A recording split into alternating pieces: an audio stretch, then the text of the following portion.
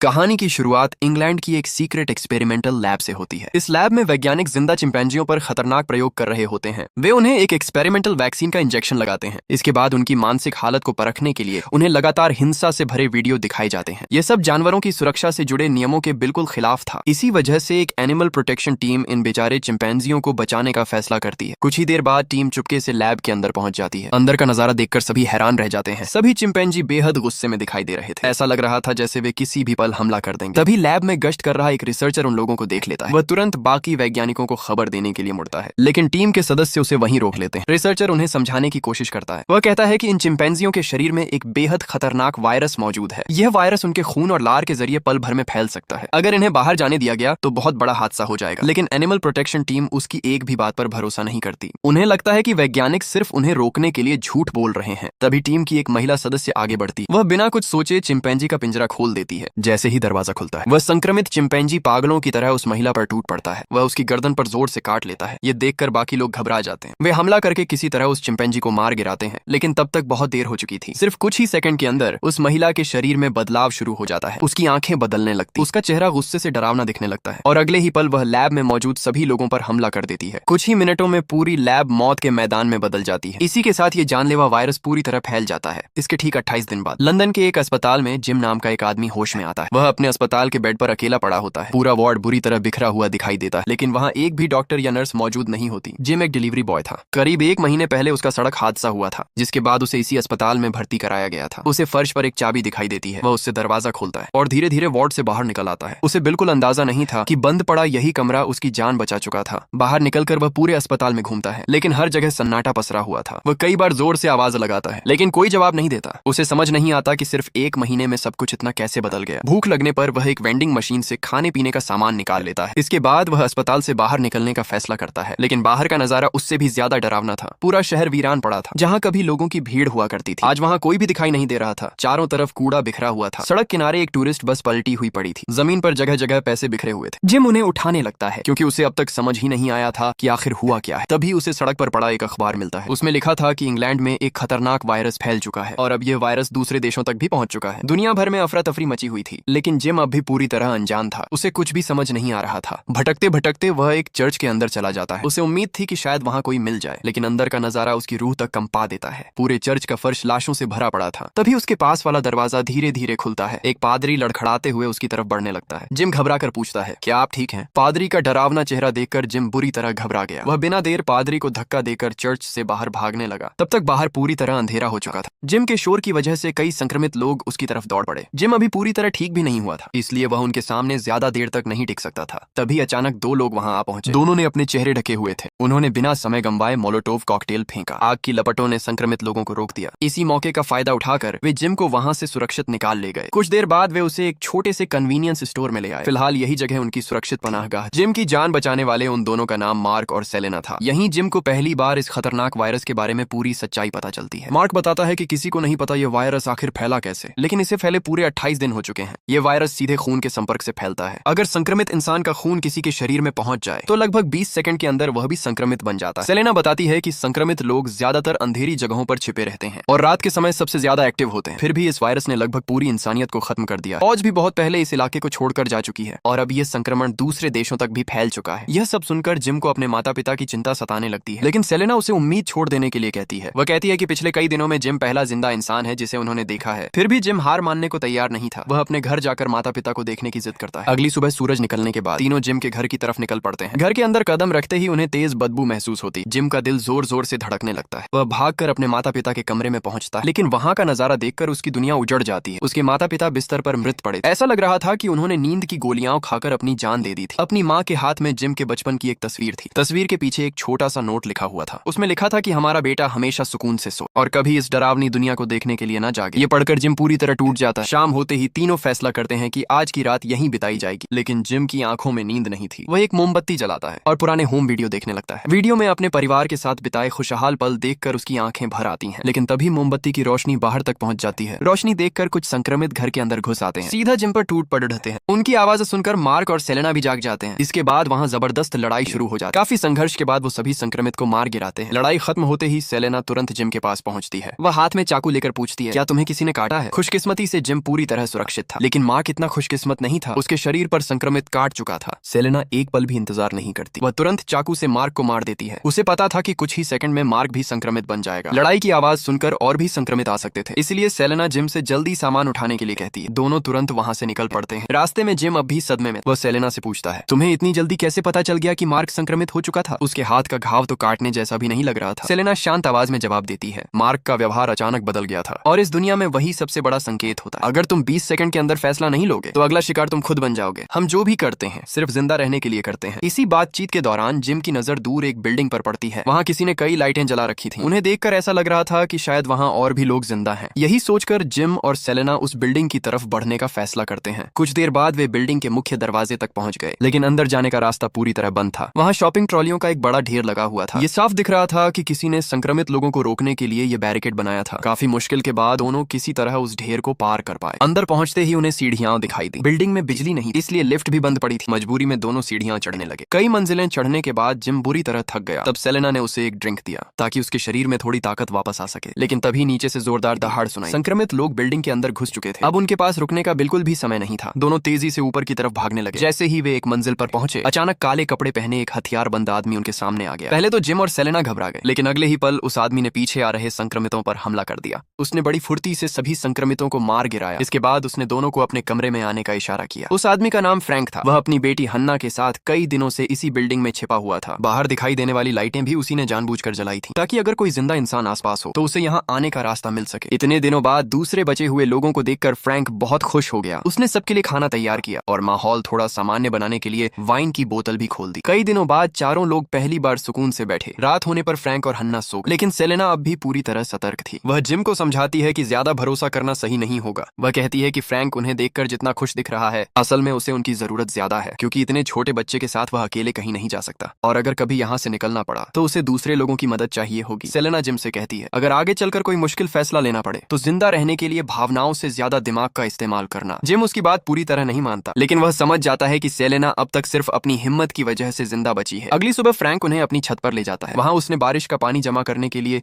कई बड़े ड्रम और कंटेनर रखे हुए थे। यही उनके पीने के पानी का एकमात्र सहारा था, लेकिन कई दिनों से बारिश नहीं हुई थी, इसलिए पानी लगभग खत्म होने वाला था। अगर जल्द कुछ नहीं बदला तो वे संक्रमितों से पहले प्यास से मर जाते। तभी फ्रैंक उन्हें एक रिकॉर्डिंग सुनाता है। उसने कुछ दिन पहले रेडियो पर एक संदेश सुना था। उसमें बताया गया था कि एक आर्मी बेस अब भी सुरक्षित है, वहाँ कई जिंदा लोग मौजूद हैं और खाने पीने का भी भरपूर इंतजाम है। फ्रैंक इसी उम्मीद में अब तक यहाँ टिका हुआ था। उसे लगता था कि अगर और लोग मिल जाएं तो वहाँ तक पहुँचना आसान हो जाएगा। सेलेना को इस संदेश पर बिल्कुल भरोसा नहीं था। उसे लगता था कि ये पुरानी रिकॉर्डिंग जो बार बार अपने आप चल रही है, हो सकता है कि उस बेस पर अब कोई जिंदा ही न बचा हो। लेकिन जिम और हन्ना अभी भी उम्मीद नहीं छोड़ना चाहते। आखिर यहाँ रुकना भी धीरे धीरे मौत का इंतजार करने जैसा था, इसलिए चारों लोग सफर पर निकलने का फैसला करते हैं। वे अपना जरूरी सामान जीप में रखते हैं और आर्मी बेस की तरफ रवाना हो जाते हैं। शहर से बाहर निकलने के रास्ते में एक लंबी सुरंग आती है, लेकिन सुरंग के अंदर सैकड़ों छोड़ी हुई गाड़ियां और रास्ता रोके खड़ी थी। फ्रैंक बिना रुके जीप की रफ्तार बढ़ा देता है और रास्ता बनाने के लिए गाड़ियों के ऊपर से ही जीप चढ़ा देता है। किसी तरह चारों लोग उस खतरनाक सुरंग से जिंदा बाहर निकल आते हैं, लेकिन उनकी मुश्किलें अभी खत्म नहीं हुई थी। जैसे ही जीप जोर से जमीन पर उतरती है, उसका एक टायर फट जाता है। मजबूरी में सभी लोग गाड़ी रोक देते हैं। वे टायर बदलने की तैयारी ही कर रहे थे, तभी ऊपर से अजीब सी आवाजें सुनाई देती। अगले ही पल चूहों का एक बड़ा झुंड उनकी तरफ भागता हुआ निकल जाता है। इतने सारे चूहे एक साथ क्यों भाग रहे थे, इसका जवाब अगले ही सेकंड मिल जाता है। उनके पीछे पीछे कई संक्रमित लोग भी दौड़े चले आ रहे थे। यह जगह धूप से दूर थी, इसलिए संक्रमित पूरी ताकत के साथ उनका पीछा कर रहे थे। अब टायर बदलने के लिए उनके पास बिल्कुल भी समय नहीं था। फ्रैंक, जिम और सेलेना तीनों मिलकर पूरी ताकत से जीप को उठाते हैं। उधर हन्ना जितनी तेजी से हो सके टायर बदलने लगती है। हर सेकंड उनकी जान पर भारी पड़ रहा था। आखिरकार हन्ना समय रहते टायर बदल देती है। फ्रैंक तुरंत जीप स्टार्ट करता है और पूरी रफ्तार से वहां से निकल जाता है। कुछ देर बाद वे एक बड़े सुपरमार्केट में पहुंचते हैं। ये जगह उनके लिए किसी खजाने से कम नहीं थी। अंदर खाने पीने का भरपूर सामान मौजूद था। चारों लोग जल्दी जल्दी जरूरी चीजें इकट्ठी करने लगते हैं। वे ज्यादातर खाने का सामान और रोजमर्रा की जरूरी चीजें उठाते हैं, लेकिन जीप में जगह कम होने की वजह से सब कुछ साथ ले जाना मुमकिन नहीं था। इसी बीच फ्रैंक की नजर शराब की बोतलों पर पड़ती है। वह उनमें से 4 बोतलें भी अपने साथ रख लेता है। खरीदारी पूरी होने के बाद सभी लोग वापस जीप में आ जाते हैं, लेकिन जल्दबाजी में फ्रैंक अपना बैंक कार्ड काउंटर पर ही भूल जाता है। इसके बाद वे फिर अपने सफर पर निकल पड़ते हैं। कुछ दूर जाने के बाद जीप का फ्यूल लगभग खत्म होने लगता है। पास ही एक पुराना ट्रक खड़ा था। फ्रैंक और सेलेना उससे डीजल निकालने चले जाते हैं। उधर जिम अकेले पास बने एक छोटे से घर की तरफ बढ़ता है। अंदर का नजारा बेहद दर्दनाक था। फर्श पर एक परिवार की लाशें पड़ी थी। उनके साथ एक छोटा सा बच्चा भी था। जिम को शक होता है कि शायद अंदर कोई संक्रमित छिपा हो, इसीलिए वह जानबूझकर जोर से आवाज करता है। कुछ पल तक पूरा घर बिल्कुल शांत रहता है। फिर अचानक एक संक्रमित लड़का उस पर हमला कर देता है। जिम अब पहले जैसा डरा हुआ इंसान नहीं रहा था। वह बिना घबराए अपने बेसबॉल बैट से उस संक्रमित को मार गिराता है। इसके बाद वह अपने बैट से खून साफ करता है और ऐसे बाहर निकल आता है जैसे कुछ हुआ ही ना हो। वह इस घटना के बारे में सेलेना को भी नहीं बताता। यहीं से साफ पता चलता है कि अब जिम धीरे धीरे इस नई दुनिया के हिसाब से खुद को बदल चुका था। बाकी का सफर बिना किसी बड़ी परेशानी के गुजरता है। आखिरकार चारों लोग उस आर्मी बेस तक पहुंच जाते हैं जहां से रेडियो पर मदद का संदेश आया था, लेकिन वहां पहुंचकर उनका दिल टूट जाता है। पूरा इलाका सुनसान पड़ा था, दूर दूर तक कोई जिंदा इंसान नजर नहीं आता। फ्रैंक इस सच्चाई को स्वीकार नहीं कर पाता, वह पूरी तरह निराश हो जाता है। इतनी लंबी और खतरनाक यात्रा के बाद भी उन्हें कुछ नहीं मिला था। फ्रैंक ने गुस्से में लोहे के गेट पर लात मार दी। उसी वक्त ऊपर पड्डीरी से एक संक्रमित इंसान के शरीर से खून की एक बूंद उसकी आंख में गिर गई। फ्रैंक तुरंत समझ गया कि अब वह भी संक्रमित हो चुका है।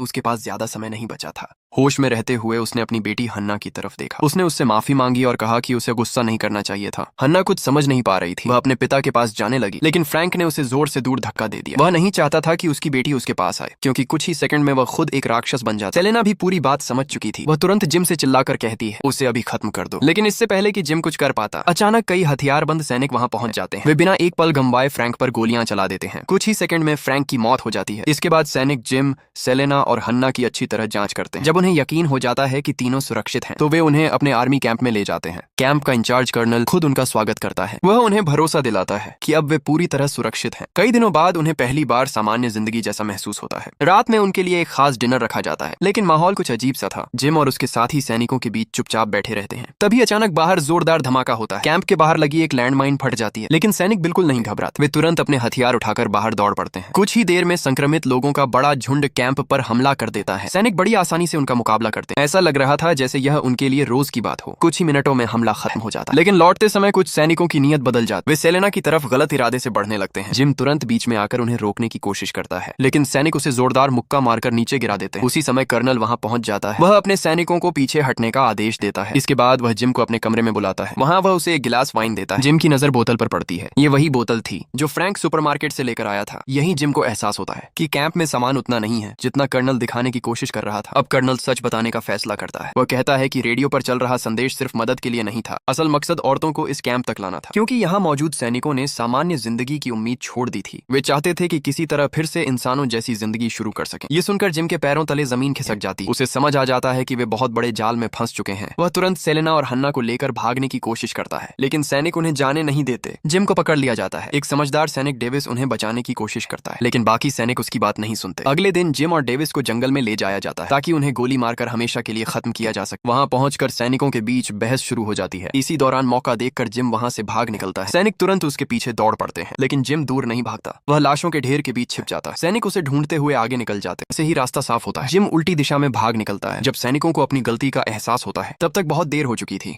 आखिरकार वे उसका पीछा छोड़ देते हैं। उन्हें लगता है कि बिना हथियार और खाने के जिम ज्यादा देर जिंदा नहीं रह पाएगा। उधर कैंप में सेलेना और हन्ना पूरी तरह फंस चुकी थी। सेलेना समझ जाती है कि अब बचना लगभग नामुमकिन है। वह फैसला करती है कि अगर कोई रास्ता नहीं बचा तो वह नींद की गोलियां खाकर अपनी और हन्ना की जिंदगी खत्म कर देगी। लेकिन तभी कुछ सैनिक उन्हें देख लेते हैं। वे उनकी तरफ बढ़ने ही वाले थे कि अचानक पूरे कैंप में अलार्म बज उठता है। असल में जिम वापस लौट आया था और उसने सायरन बजाकर आसपास के सभी संक्रमित लोगों को कैंप की तरफ खींच लिया था। जिम चुपचाप कैंप के बाहर छिपकर सही मौके का इंतजार कर रहा था। कुछ देर बाद कर्नल अपने सैनिकों के साथ बाहर निकला। जैसे ही वे आगे बढ़े, जिम ने हमला कर दिया। जब कर्नल वापस लौटा तो उसने देखा कि उसके कई सैनिक मारे जा चुके थे और उनकी गाड़ी भी पूरी तरह बेकार हो चुकी थी। अब उसके पास पैदल वापस कैंप जाने के अलावा कोई रास्ता नहीं था। उधर कैंप के अंदर सैनिकों ने सेलेना और हन्ना को जबरदस्ती कपड़े बदलने पर मजबूर कर दिया। वे पार्टी की तैयारी कर रहे थे, लेकिन उन्हें बिल्कुल अंदाजा नहीं था कि जिम पहले ही अपना प्लान शुरू कर चुका है। जिम ने कैंप के बाहर आग लगा दी। गोली चलने और धमाकों की आवाजें सुनते ही ज्यादातर सैनिक बाहर भाग गए। उन्होंने सिर्फ 2 सैनिकों को सेलेना और हन्ना की निगरानी के लिए छोड़ दिया। यही मौका था जिसका जिम इंतजार कर रहा था। उसने पहले से आजाद किए हुए संक्रमित लोगों को कैंप की तरफ आने दिया। संक्रमित अंदर घुस आया और सामने आने वाले हर सैनिक पर टूट पड़े। इस हंगामे का फायदा उठाकर सेलेना और हन्ना वहां से भाग निकली। उधर जिम खिड़की से ये सब देख रहा था। जो सैनिक बचने की कोशिश कर रहे थे, वे एक एक करके संक्रमितों का शिकार बनते जा रहे थे। इसी दौरान जिम ने देखा कि एक सैनिक सेलेना को जबरदस्ती घसीट कर ले जा रहा है। वह उसे अपने साथ ले जाने की कोशिश कर रहा था, लेकिन तभी जिम अचानक उसके सामने आ गया। उसने बिजली की रफ्तार से उस पर हमला कर दिया और सैनिक वहीं मारा गया। सेलेना ने जब जिम को देखा तो उसे लगा कि शायद वह भी संक्रमित हो चुका है। वह तुरंत चाकू निकाल लेती, लेकिन तभी जिम रोशनी में आ जाता है। सेलेना उसकी आंखें देखती है, वे बिल्कुल सामान्य थीं। तभी उसे समझ आता है कि जिम सुरक्षित है। राहत की सांस लेते हुए दोनों एक दूसरे को गले लगा लेते हैं। जिम जल्दी से कहता है, यहाँ रुकना अब सुरक्षित नहीं है। दोनों हन्ना को लेकर जीप की तरफ दौड़ते हैं, लेकिन जैसे ही वे गाड़ी का दरवाजा खोलते हैं, अंदर कर्नल बैठा होता है। वह गुस्से से चिल्लाता है, तुमने मेरे सारे आदमियों को मरवा दिया। हन्ना तुरंत ड्राइवर सीट पर बैठ जाती है। वह बिना देर किए इंजन स्टार्ट कर और पूरी ताकत से गाड़ी पीछे ले जाती है। उसी समय पीछे खड़े संक्रमित कर्नल पर टूट पड़ते हैं। कुछ ही सेकंड में उसका भी अंत हो जाता है। हन्ना तुरंत गाड़ी मोड़ती और तीनों तीनों वहां से निकल जाते हैं। इसके बाद कहानी 28 दिन आगे बढ़ती है। अब तीनों एक शांत फार्म हाउस में रह रहे होते हैं। जिम पूरी तरह ठीक हो चुका था। सेलेना कपड़ों की सिलाई कर रही होती है और हन्ना उसकी मदद कर रही होती है। तीनों मिलकर बड़े बड़े सफेद कपड़ों से खेत में एक विशाल हेलो लिखते हैं। उन्हें उम्मीद थी कि कोई विमान ऊपर से गुजरेगा। कुछ ही देर बाद सच में एक हवाई जहाज उनके ऊपर से उड़ता है। तीनों खुशी से हाथ हिलाने लगते हैं। उन्हें आखिरकार उम्मीद की एक नई किरण दिखाई देती है और इसी के साथ ये मूवी खत्म हो जाती है। अब अगर आपको ये मूवी एक्सप्लेनेशन पसंद आई हो तो वीडियो को लाइक करके चैनल को सब्सक्राइब करें। मिलते हैं अगली कहानी के साथ।